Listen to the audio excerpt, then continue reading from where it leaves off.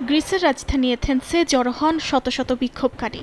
পুলিশের হাতে নিহত ১৫ বছরের কিশোর আলেকজান্দ্রোস গ্রিগোপুলোসের হত্যার ১৭তম বার্ষিকীতে রাজপথে সমবেত হন তারা। প্রতীকীভাবে এ ঘটনার প্রতিবাদ জানান।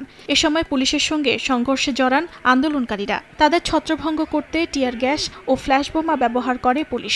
এ সময় কয়েকজনকে আটক করা হয়।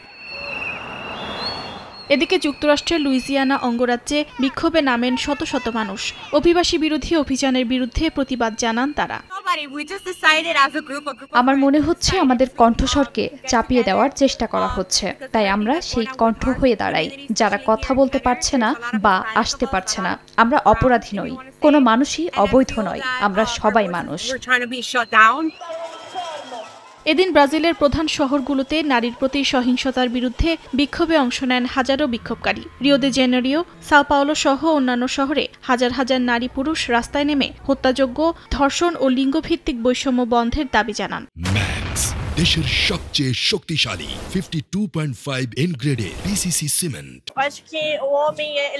আমি জীবন্ত বোধ করছি এবং আমি চাই এই অনুভূতি বজায় রাখতে। এজন্য আমরা এই আন্দোলনকে শক্তিশালী করব। আমরা রাস্তায় নামব এবং পুরুষদেরকে বোঝাবো যে তাদেরকেও এখানে থাকা উচিত, আমাদের সঙ্গে প্রতিবাদে অংশ নেওয়া উচিত।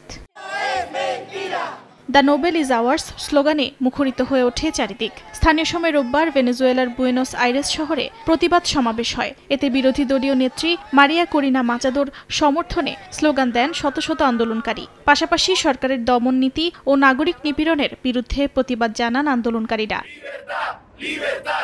অর্জিতা শেহজিন, সময় সংবাদ।